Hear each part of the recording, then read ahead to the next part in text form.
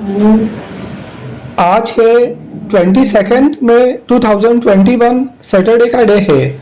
अगर आपने मेरा चैनल सब्सक्राइब नहीं किया है तो स्टॉक मार्केट की जेन्युइन इन्फॉर्मेशन पाने के लिए मेरे चैनल को सब्सक्राइब कीजिए। रिलैक्सो फुटवियर्स लिमिटेड के बारे में बात करेंगे। इस स्टॉक ने लॉन्ग टर्म में बहुत ही अच्छा रिटर्न दिया है, एक मल्टी बैगर रिटर्न दिया है और मेरा यह मानना है कि इस स्टॉक में निवेश करने पर आगे भी इसी तरह के रिटर्न मिलते रहेंगे।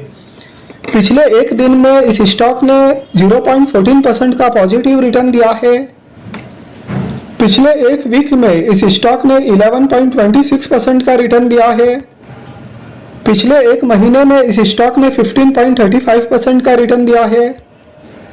ईयर टू डेट मतलब कि 1 जनवरी 2021 से अब तक इस स्टॉक ने 26.86% का रिटर्न दिया है। पिछले एक साल में इस स्टॉक ने 57.66% का रिटर्न दिया है। पिछले 3 साल में इस स्टॉक ने 198.81% का रिटर्न दिया है और पिछले 10 साल में तो इस स्टॉक ने एक असाधारण रिटर्न दिया है 7556.99% का। तो इस स्टॉक ने लॉन्ग टर्म में बहुत ही अच्छा रिटर्न दिया है, एक मल्टी बैगर रिटर्न दिया है। पिछले एक साल में 55% के लगभग का रिटर्न दिया है। पिछले 3 साल में 198% का रिटर्न दिया है और पिछले 10 साल में तो 7556% का रिटर्न दिया है। तो मेरा यह मानना है कि इस स्टॉक में निवेश करने पर आगे भी इसी तरह के रिटर्न मिलते रहेंगे। जनवरी 2014 में इस स्टॉक का क्लोजिंग होता है 57.70 पर। जनवरी 2015 में इस स्टॉक का क्लोजिंग होता है 164.95 पर, ईयर ऑन ईयर बेसिस पे पॉजिटिव क्लोजिंग। जनवरी 2016 में इस स्टॉक का क्लोजिंग होता है 233.68 पर, ईयर ऑन ईयर बेसिस पे पॉजिटिव क्लोजिंग। जनवरी 2017 में इस स्टॉक का क्लोजिंग होता है 218.60 पर, ईयर ऑन ईयर बेसिस पर नेगेटिव क्लोजिंग। जनवरी 2018 में इस स्टॉक का क्लोजिंग होता है 311.07 पर, ईयर ऑन ईयर बेसिस पे पॉजिटिव क्लोजिंग। जनवरी 2019 में इस स्टॉक का क्लोजिंग होता है 367 पर, ईयर ऑन ईयर बेसिस पे पॉजिटिव क्लोजिंग। जनवरी 2020 में इस स्टॉक का क्लोजिंग होता है 737.15 पर, ईयर ऑन ईयर बेसिस पे पॉजिटिव क्लोजिंग। जनवरी 2021 में इस स्टॉक का क्लोजिंग होता है 823.70 पर, ईयर ऑन ईयर बेसिस पे पॉजिटिव क्लोजिंग और लास्ट ट्रेडिंग डे में इस स्टॉक का क्लोजिंग होता है 1035.25 पर, ईयर टू डेट में पॉजिटिव क्लोजिंग। तो इस स्टॉक ने बहुत ही अच्छे रिटर्न लॉन्ग टर्म में दिए हैं। जनवरी 2014 में इस स्टॉक का प्राइस सिर्फ 57.70 रुपीस था और जो लास्ट ट्रेडिंग डे था, लास्ट ट्रेडिंग डे में इस स्टॉक ने क्लोजिंग दिया है 1035.25 पर। तो जब इस स्टॉक का प्राइस हमने जनवरी 2014 से अब तक देखा है और उसको ईयर ऑन ईयर बेसिस पे कंपेयर किया है, तो जनवरी 2014 से लेकर अब तक इतने सालों में इस स्टॉक ने सिर्फ एक बार ईयर ऑन ईयर बेसिस पे नेगेटिव क्लोजिंग दिया है। तो स्टॉक कितना कंसिस्टेंट रिटर्न दिया है और इस स्टॉक का जो चार्ट है वो नीचे से ऊपर की तरफ जा रहा है और कभी भी इस स्टॉक में कोई बड़ी गिरावट नहीं आई है। तो लॉन्ग टर्म में काफी अच्छे रिटर्न दिए हैं और लॉन्ग टर्म इन्वेस्टमेंट के लिए काफी अच्छा स्टॉक लगता है।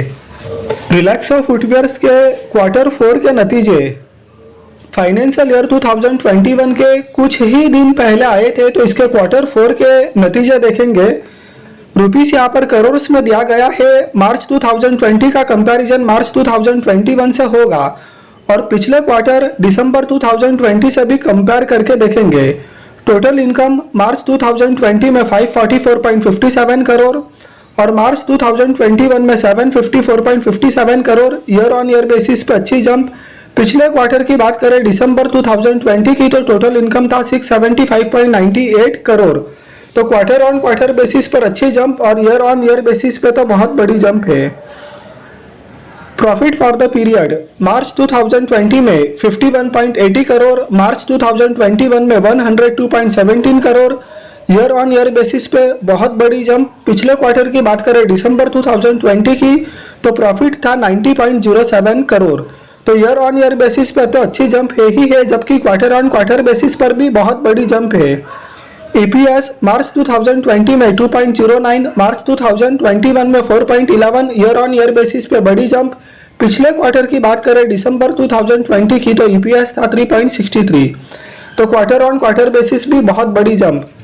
तो यहाँ पर कंपनी ने बहुत ही अच्छा रिजल्ट पोस्ट किया है फाइनेंशियल ईयर 2021 का क्वार्टर 4 का, जिसमें ईयर ऑन ईयर बेसिस तो प्रॉफिट में बहुत बड़ी जंप है, जबकि क्वार्टर ऑन क्वार्टर बेसिस भी बहुत अच्छी जंप है।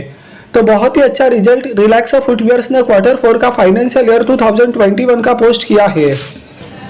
Total reserves and surplus 1547.57 crore, पहले 1092 करोड़ था, उसके बाद में 1247.58 करोड़ और अब 1547.57 करोड़। तो रिजर्व एंड सरप्लस में ईयर ऑन ईयर बेसिस पे बहुत अच्छा इंप्रूवमेंट है। लॉन्ग टर्म बोरिंग्स 115.23 करोड़ है, तो पहले लॉन्ग टर्म बोरिंग्स कुछ भी नहीं था, उसके बाद भी लॉन्ग टर्म बोरिंग्स कुछ भी नहीं था और अब 115.23 करोड़। तो ये लॉन्ग टर्म बोरिंग्स कोई ज़्यादा नहीं है, बहुत ही कंट्रोल में है। शॉर्ट टर्म बोरिंग्स कुछ भी नहीं है, पहले 86.92 करोड़ था, उसके बाद में 19.16 करोड़ और अब शॉर्ट टर्म बोरिंग्स कुछ भी नहीं है, तो ये बहुत अच्छी बात है। Cash and cash equivalence 7.69 crore, पहले कंपनी के पास में 2.22 करोड़ था, उसके बाद में 4.09 करोड़ और अब 7.69 करोड़। तो कंपनी के पास में कैश एंड कैश इक्विवेलेंस भी अच्छा है। टोटल असेट्स 2175.80 करोड़, तो पहले 1611 करोड़ था, उसके बाद में 1841 करोड़ और अब 2175.80 करोड़। तो टोटल असेट्स में भी बहुत अच्छा इंप्रूवमेंट है। तो बैलेंस शीट के ऊपर कंपनी की सिचुएशन बहुत ही अच्छी नजर आती है कि लॉन्ग टर्म बोरिंग्स बहुत ही कम है, जबकि शॉर्ट टर्म बोरिंग्स तो कुछ है ही नहीं है और कैश भी कंपनी के पास पहले के कंपेयर में ज़्यादा है और टोटल असेट्स और टोटल रिजर्व्स एंड सरप्लस में भी पहले के कंपेयर में अच्छी जंप है। तो बैलेंस शीट के ऊपर कंपनी की सिचुएशन बहुत ही अच्छी नजर आती है। मार्केट कैपिटलाइजेशन 25,567.18 करोड़ है, फेस वैल्यू 1 रुपये का है, ईपीएस 11.74 का है, पीई 87.69 का है, रिटर्न ऑन इक्विटी 18.54% का है। तो फाइनेंशियल पैरामीटर पर एक बेहतरीन कंपनी है। प्रमोटर्स के पास में 70.92% का स्टेक है, पब्लिक के पास में 29.08% का स्टेक है, जबकि प्रमोटर्स प्लेस होल्डिंग की कोई भी समस्या नहीं है। तो प्रमोटर के पास में एक बड़ी हिस्सेदारी होना भी अच्छी बात है, क्योंकि अगर कंपनी के साथ में कुछ बुरा होगा तो सबसे ज़्यादा इफेक्टेड कौन होगा? प्रमोटर होगा, क्योंकि प्रमोटर के पास में सबसे ज़्यादा हिस्सेदारी है। तो प्रमोटर कभी नहीं चाहेगा कि कंपनी के साथ में कुछ खराब हो, तो प्रमोटर के पास में एक बड़ी हिस्सेदारी होना भी अच्छी बात है। म्यूचुअल फंड्स की 16 स्कीम्स ने इस स्टॉक के अंदर 7% का स्टेक ले रखा है। 93 फॉरेन पोर्टफोलियो इन्वेस्टर्स ने इस स्टॉक के अंदर 3.88% का स्टेक ले रखा है। तो इस स्टॉक के अंदर जो मेजॉरिटी शेयर होल्डिंग है वो प्रमोटर के पास में है और जो अच्छी बात है वो ये है कि प्रमोटर प्लेस होल्डिंग की कोई भी समस्या नहीं है।